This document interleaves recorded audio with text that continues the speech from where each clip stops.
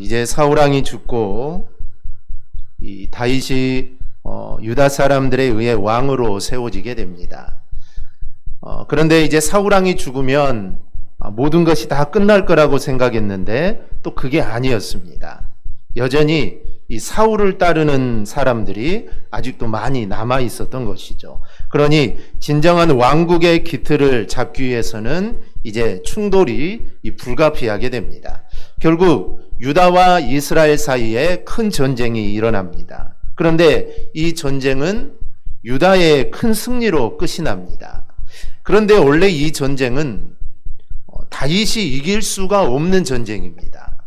왜냐하면 다윗을 따르는 지파는 유다 지파뿐이었고 이스보셋을 따르는 자는 11지파가 되기 때문입니다. 그러니 숫자적으로 봤을 때 당연히 이 다윗의 군사가 이거는 작을 수밖에 없는 것이죠. 그런데 다윗이 이 전쟁에서 이기게 됩니다. 그리고 결국 이 전쟁으로 인해 이제 유다가 점점 흥왕하여 가고 이스보셋을 왕으로 세운 이스라엘이 점점 쇠퇴해져 갑니다. 그렇게 해서 결국에는 이제 다윗을 정점으로 하는 왕국이 이렇게 세워지게 됩니다. 그런데 이런 과정을 통해서 우리가 생각해야 할 점이 있습니다. 먼저는 이 전쟁이 아브넬과 요압의 전쟁이라는 점입니다.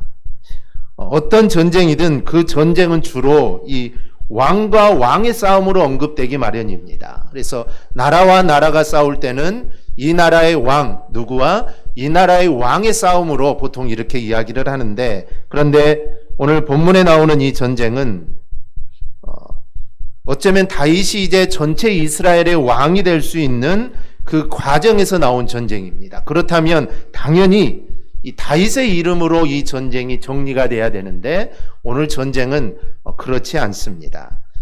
다윗이 전혀 언급이 되지 않습니다. 시작 부분뿐만 아니라 이 본문 전체를 볼 때 다윗에 대한 직접적인 언급이 나오지 않습니다. 다윗을 언급할 때 나오는 표현은 고작 4번 정도인데 그마저도 다윗의 신복들이라고 해서 이 다윗을 간접적으로 드러냅니다. 다윗이 왕이 된 시점에서 싸운 전쟁이고, 그리고 이제 이 전쟁으로 인해 이 다윗의 이름이 더 멀리 퍼지고 이제 나라가 이제 얼마 있지 않으면 하나가 될 그런 전쟁인데 다윗이 언급되지 않는다는 것은 그렇게 기록하게 된 특별한 의미가 있다고 우리가 볼 수가 있습니다. 이 전쟁을 보면 아브넬과 요압의 전쟁으로 묘사를 합니다. 오늘 12절 13절을 보면 이렇게 말합니다. 넬의 아들 아브넬과 사울의 아들 이스보셋의 신복들은 마하나임에서 나와 기브온에 이르고 수르아의 아들 요압과 다윗의 신복들도 나와 기브온 목가에서 그들을 만나 함께 앉으니 이는 못 이쪽이요 그는 못 저쪽이라. 이제 전쟁이 시작하는 부분에서 아브넬이 요압에게 전쟁을 걸어오는 것을 이야기합니다. 그래서 전쟁을 하자, 함께 싸우자라고 어찌 보면 이제 전쟁을 걸어오는 부분이죠. 이 아브넬은 이스보셋의 군대 장관, 오늘날로 하면은 이제 국방부 장관이 되는 것이고, 요압은 다윗의 국방부 장관입니다. 그래서 유다와 이스라엘의 최고의 이 장군이죠. 이들이 전쟁을 하게 된 것으로 그렇게 설명을 합니다.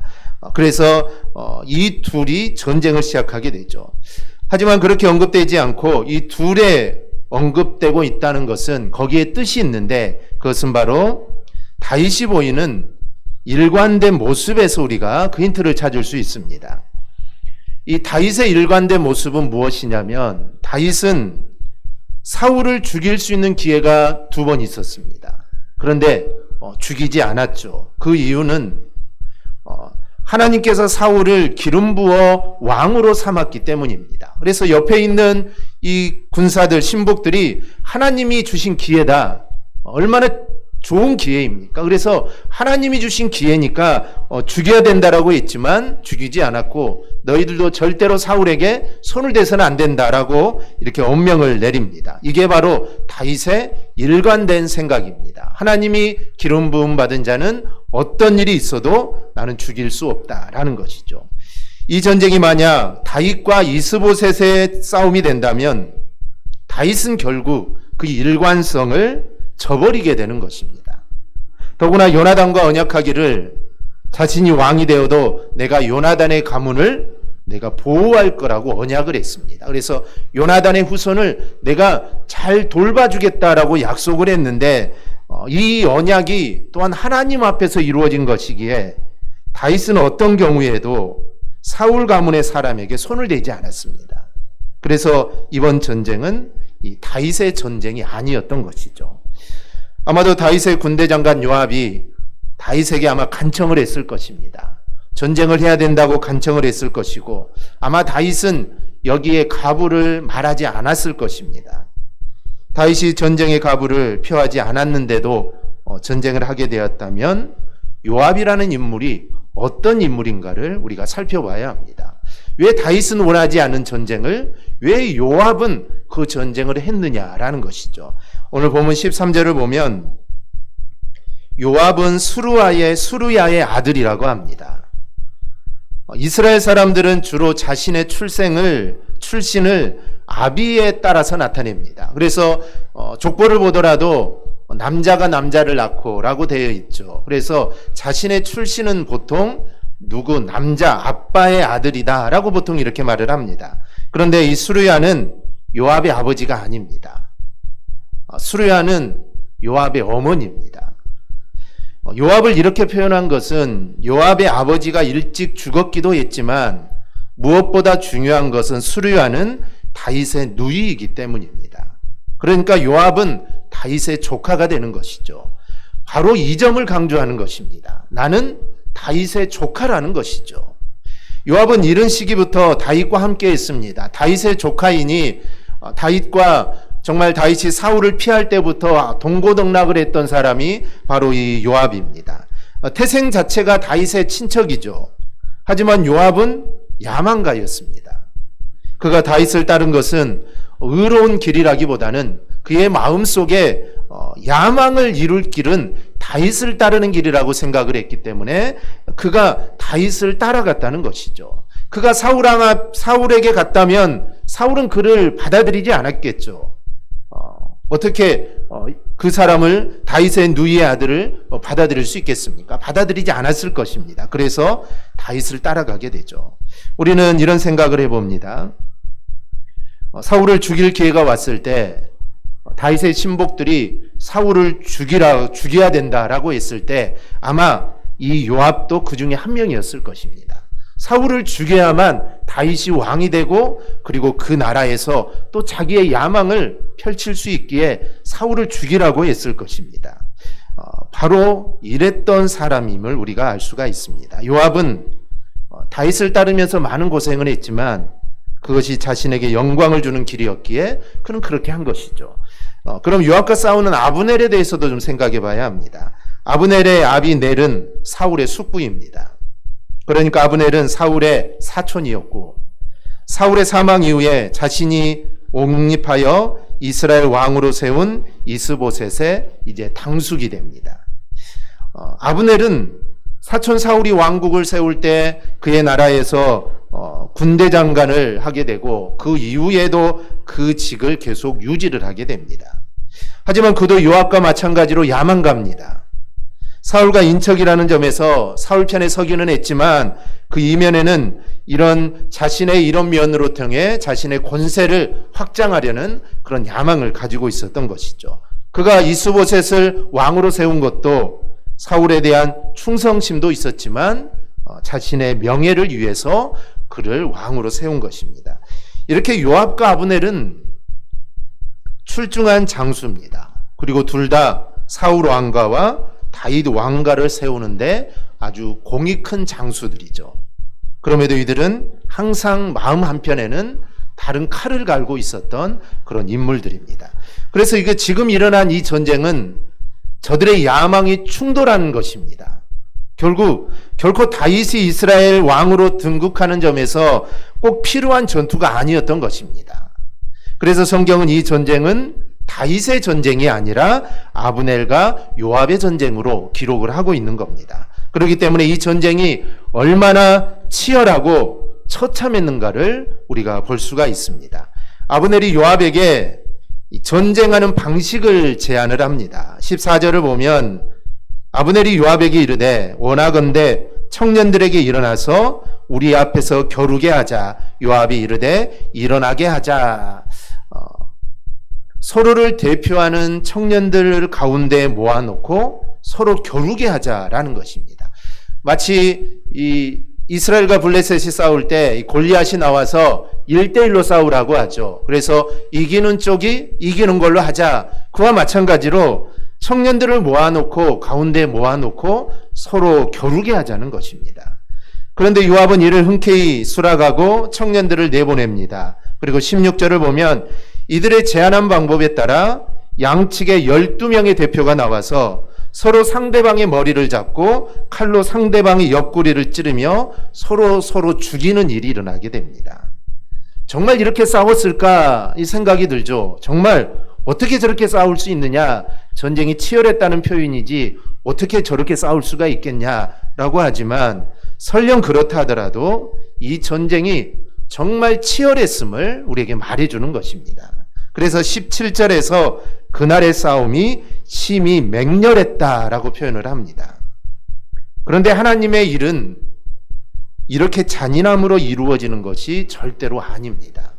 하나님이 종종 전쟁을 사용하시죠. 하나님의 이 뜻을 이루기 위해 전쟁을 사용하시지만 이렇게 서로가 서로를 죽이는 방법을 선택하는 것은 이거는 절대로 하나님의 방법이 아닙니다. 따라서 우리는 이 부분은 이 야심과 두 사람, 아브넬과 요압, 이 두 사람의 그 야심으로 인해서 전쟁이 일어났는데 하나님이 그것을 허용하심으로 악인들의 악함을 드러낸다라고 우리는 볼 수가 있습니다. 여기서 우리 성도인 우리가 알아야 할 게 있습니다. 혹시 우리도 어떤 명분을 내세우면서 내 욕심을 이루려고 하고 있지는 않느냐라는 점입니다. 가장 신성한 단어를 사용하면서 이게 하나님의 뜻이다, 이게 하나님이 원하시는 것이다 라고 하면서 내 자신의 욕심을 채우는 일들이 우리 안에 있을 수가 있습니다. 그래서 용어는 전부 다 성경적이고 하나님을 말하지만 그런데 그런 것들이 내 욕심을 이루는 일들로 사용될 수가 있습니다. 한 예로 이스라엘에는 좋은 전통이 하나가 있습니다. 그것은 바로 이 고르반이라는 제도입니다. 이 고르반은 하나님께 바쳐진 예물이라는 것입니다. 그래서 원래는 하나님을 더 잘 섬기고자 만든 그런 전통인데 사람들은 이 전통을 악용을 하게 되죠. 그래서 우리가 어떤 게 있을 때 정말 내가 이걸 하나님께 드리고 싶은데 생각해 보면 우리 가정도 어렵고 또 다른 데도 쓸 때가 있고 여러 가지 생각들이 듭니다. 그러면 이 물건을 놓고 고르반이라고 외칩니다. 그러면 이제 이 예물은 다른 데 쓸 수가 없습니다. 내 욕심대로 쓸 수가 없죠. 오직 하나님께만 이제 드려야 되는 예물이 되는 것입니다. 그래서 처음에는 이렇게 좋은 목적으로 사용이 되었는데 나중에는 악용을 합니다. 예를 들면 어떤 사람이 포도 농사를 했는데 소출이 아주 풍성합니다. 그런데 그 소출의 일부를 부모에게 드려야 하는데 이게 아까운 마음이 든 것이죠. 그래서 꾀를 냅니다. 이 고르반이라고 외치죠. 고르반이라고 하는 순간부터 이 포도의 모든 소출은 이제 하나님께 바쳐진 성물이 됩니다. 즉 구별되게 되죠. 하나님께 드린 성물이 되었으니 이제 부모에게는 드리지 않아도 되는 것이죠. 그러면은 이 사람이 모든 소출을 하나님께 드렸을까요? 이게 또 아니라는 겁니다. 하나님께 드렸으면 괜찮은데 아닙니다. 말만 그렇게 한다는 것이죠. 드리지 않았습니다. 하나님께로 드리지도 않고 부모에게 주지도 않고 모두 다 자신이 갖습니다. 이 사람은 처음부터 탐욕이 가득했기 때문에 부모에게 드릴 마음도 없었고 하나님께 드릴 마음도 없었습니다. 그래서 모두 다 자기가 차지하고 싶어서 이 제도를 악용한 것이죠. 하나님께 드린다는 명분만 내세워서 자신의 욕심을 채운 겁니다. 그러니 하나님의 영광이 드러날 리가 없죠. 오히려 하나님의 정의와고는 거리가 먼 일들이 일어나게 됩니다. 자신들의 이익만 챙기는 일들이 나타납니다. 우리가 이런 모습으로 있지 않느냐라는 것이죠. 우리는 우리 자신을 돌아봐야 합니다. 그래서 우리가 말뿐 아니라 또 우리가 어떤 명분뿐만 아니라 내용까지도 그리고 정말 실질적인 면까지도 정말 하나님을 위한 것들이 되어야 합니다. 그리고 정말 하나님을 위한 결정은 그 방법까지도 선해야 한다는 것입니다. 이 결과만 선하다고 해서 모든 게 좋은 게 아닙니다. 세상의 일들은 결과가 좋으면 그 과정이야 어찌되었든 다 묵인해 주지만 하나님의 일은 그렇지 않습니다. 하나님의 일은 어찌 보면은 결과보다는 그 과정들이 더 중요하다고 볼 수가 있죠. 그래서 과정도 선해야 하고 그리고 결과도 선해야 합니다. 그래서 성도가 가는 길은 영광보다는 이 고통이 많은 것입니다. 다 그렇지 않는데 왜 너만 유독 그러느냐라는 것이죠. 이러한 일로 인해 불이익을 당하기도 하고 또 어려움을 당하기도 합니다. 그런데 이런 과정들을 이겨낼 수 있는 것은 나의 이익과 영광이 아니라 하나님의 영광을 바라보는 것입니다. 이 일을 통하여 내가 무언가를 얻을 것인가가 아니라 이 일을 통하여 하나님의 영광이 어떻게 드러날 것인가, 그거를 바라볼 때 우리가 이길 수 있습니다. 그리고 결국 하나님의 영광을 드러내는 날이 오게 되는 것입니다. 그러므로 이제부터 우리는 내 영광이 아니라 우리가 주님의 영광을 보며 나가는 우리 성도들이 될 수 있기를 바랍니다. 그래야 모든 어려움을 이기고 하나님의 영광을 드러내기를 주님의 이름으로 축원합니다. 두 번째는 하나님이 주신 재능만 자랑해서는 안 되는 겁니다. 남들보다 내가 잘하는 것이 있다는 거, 이거는 정말 감사할 일입니다. 우리는 그런 재능을 잘 활용하여서 다시 주님께 영광을 돌려야 합니다. 그렇지 않으면 오히려 그 재능이 나를 삼키는 것이 될 수 있다는 것을 우리는 명심해야 합니다. 가룟 유다를 생각해 보세요. 그는 숫자에 밝은 자였습니다. 그래서 그 그룹의 재정을 맡게 되죠. 어찌 보면 이것도 하나님이 주신 재능인데, 이런 재능을 가졌다면 이 재능을 잘 활용하여서 공동체가, 즉 주님을 따르는 그 무리가 더욱 의미 있는 일을 할 수 있도록 해야 될 것입니다. 하지만 가룟 유다는 이런 재능을 자신의 유익을 위한 것을 사용하다가 결국에는 스승을 팔아먹는 자가 되었습니다. 주신 재능을 잘못 사용하다가 망하는 자가 되었다는 것이죠. 오늘 본문에 나오는 아사엘도 같은 모습을 보입니다. 18절을 보면 요압 형제의 막내인 아사엘은 발이 들노루 같다라고 합니다. 이 발이 들노루 같다라는 말은 그 발이 무척 빠르다는 것입니다. 그 걸음이, 그 다름질이 다른 사람에 비해 매우 빠르다는 것이죠. 이 전쟁에서 발이 빠르다는 것은 전공을 세우기에 좋은 재능을 가진 것입니다. 이 도망가는 적을 따라잡아서 무찌를 해야 하니 걸음이 빠르다면 더 많은 군사들을 무찌를 수 있고 더 높은 공을 세울 수 있습니다. 이런 들노루 같은 발로 아사엘은 다윗 그룹의 장군이 되었던 것입니다. 요압과 아브넬이 전쟁이 일어나자 당연히 그도 전쟁에 참여를 하게 되죠. 운 좋게 상대 우두머리인 아브넬을 쫓게 되었습니다. 이 발이 빠르니 그 간격이 점점 좁아지게 되죠. 이 조금만 가면 이제 아브넬을 따라잡을 수 있게 되었습니다. 그런데 아사엘은 들노루 같은 발은 가졌지만 그는 지혜롭지가 못했습니다. 비록 자신이 발이 달리는 데는 빠르지만 싸움에는 아브넬의 적수가 되지 못했던 것입니다. 한 나라의 군대 장관이니 그를 어느 누가 이길 수 있겠습니까? 군대 장관 정도 돼야 막상막하로 싸울 수 있을 건데 그는 그거를 생각하지 못했던 것이죠. 자신을 쫓아오는 아사엘에게 아브넬은 자신을 쫓지 말라고 합니다. 내가 너를 죽일 수 없다는 것이죠. 그러면 요압을 내 얼굴을 어떻게 보겠느냐라는 것이죠. 그러니 나를 쫓아오지 말고 다른 데 가서 전공을 세우라는 것입니다. 그런데 아사엘은 그 말을 듣지 않았죠. 이제 조금만 더 가면, 내가 조금만 더 가까이 가면 내가 아브넬을 잡을 수 있다라는 그 생각으로 그를 계속해서 쫓기 시작합니다. 결과가 어떻게 되었을까요? 23절에 나옵니다. 그가 물러가기를 거절하며 아브넬이 창 뒤끝으로 그의 배를 찌르니 창이 그의 등을 꿰뚫고 나간지라. 곧 그곳에 엎드러져 죽음에 아사엘이 엎드러져 죽은 곳에 이르는 자마다 머물러 섰더라. 아브넬이 아사엘을 죽이는 데는 이 창날의 날카로운 앞부분이 필요하지 않았습니다. 그저 창 뒤끝으로도 충분했습니다. 아사엘이 얼마나 이 속도가 빨랐는지, 이 달리기가 얼마나 빨랐는지 그 가속도에 의해서 아브넬의 창 뒤끝이 자신을 뚫을 정도가 되었다는 것이죠. 그래서 몸을 돌려서 그를 찌른 것이 아니라 그냥 가만히 있으니 그가 달려오다가 그거 속도를 주체하지 못하고 뒤에서 박았다라는 것이죠. 그래서 스스로 죽게 된 것입니다. 그만큼 아브넬은 발이 노루와 같이 빠른 이 장점까지도 그는 잘 이용한 것이죠. 그래서 자신이 멈추어 서서 그 스스로 죽게끔 했다는 것이죠. 창 뒤끝이 배에서 등을 뚫었다고 하니 얼마나 세게 달렸는가를 우리는 알 수가 있습니다. 아사엘은 자신의 재능만 믿고 날뛰다가 그 재능으로 죽음을 맞은 것입니다.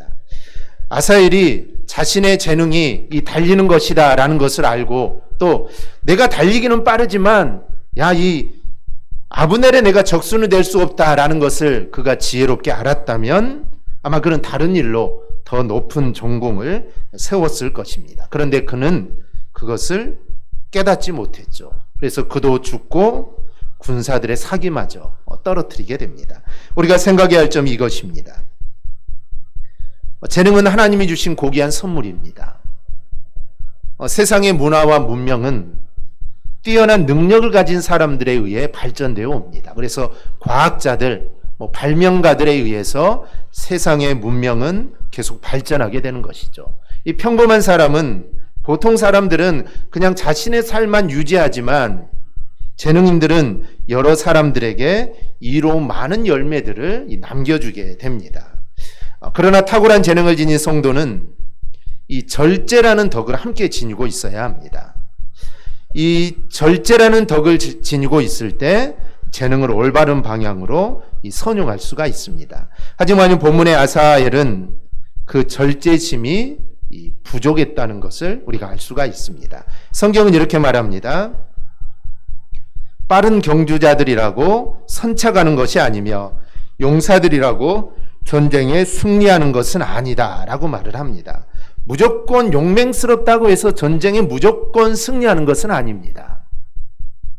또 서양 격언에는 재능을 많이 갖고 있는 사람이 재능이 적은 사람보다 위험하다라는 이런 격언도 있습니다. 이 재능이 탁월한 사람들은 자칫 하나님을 의지하지 않고 자신의 재주를 더 가시하는 어리석음을 범할 수 있기 때문입니다. 삼손을 보십시오. 하나님은 삼손에게 탁월한 재능을 줬습니다. 그런데 그는 자신의 재주를 더 과신하는 어리석음을 범하게 됩니다. 그래서 그는 비참한 신세가 되고 말죠. 또 다윗의 아들 압살롬이 있습니다. 이 압살롬은 탁월한 용모로 인해 백성들에게 인기가 많았습니다. 오늘날로 하면 이 꽃미남이어서 많은 백성들이 그를 흠모하고 그를 다윗의 뒤를 이어서 우리나라의 왕이 될 제목이다. 많은 사람들이 흠모했습니다. 그런데 그는 다윗을 반역하는 악인으로 변질이 됩니다. 이 재능이 엔진의 동력이라면 그것을 잘 조절하는 브레이크가 바로 이 절제입니다. 그래서 우리 성도는 하나님이 나에게 주신 재능을 절제를 통해서 하나님의 병기로 적절하게 선용되어야 이게 아름다운 것입니다. 그러므로 성경은 지식에 절제를 더할 것을 우리에게 요구합니다. 그래서 우리 절제하는 마음들이 우리 안에 있어야 한다는 것이죠. 그래야 하나님이 나에게 주신 그 재능을 우리가 귀하게 사용할 수 있는 것입니다. 그럴 때 하나님께 영광이 되고 또 그 재능이 없어지지 않고 영원하는 것입니다. 셋째는 그럼에도 여호와께서는 다윗에게 역사의 초점을 맞춰간다는 점입니다. 지금까지 살핀 것처럼 이 전쟁은 다윗과 이스보셋의 전쟁이라기보다는 두 야만과 요압과 아브넬의 싸움이었습니다. 그러다 보니 필요 이상으로 이 전쟁이 잔인해졌던 것이죠. 이렇듯 악인들은 자신의 이익을 위해서는 수단과 방법을 가리지 않습니다. 다른 사람의 피해 이거 생각하지 않습니다. 그러니 이 전쟁은 결코 필요한 전쟁이 아니었던 것이죠. 또한 이 전쟁에서 나타나는 모습은 아사엘이 자신의 재능을 과신하다가 그 재능으로 인해 죽임을 당합니다. 자신만 죽는 것이 아니라 그가 죽음으로 인해 군사들의 사기마저 떨어지게 됩니다. 이렇게 이 전쟁은 아름다운 게 하나도 없는 전쟁입니다. 잔인한 전쟁이고 아브넬은 자기의 그런 재능만 과시하다가 죽었으니 이게 아름다운 모습이 하나도 없는 그런 전쟁이었던 것이죠. 그럼에도 불구하고 하나님께서는 이런 와중에서도 당신의 역사를 이루어가는 것을 우리가 볼 수가 있습니다. 요압과 아브넬이 자신의 야망으로 인해 전쟁을 일으켰지만 하나님은 이 두 사람 중에 어느 누구의 손도 들어주지 않았습니다. 이 전쟁으로 인하여 다윗을 이스라엘의 전체 왕으로 세우는 일을 하나님은 이루어 나가십니다. 3장 1절을 보면 이 전쟁을 통해 하나님이 이루신 결과가 나옵니다.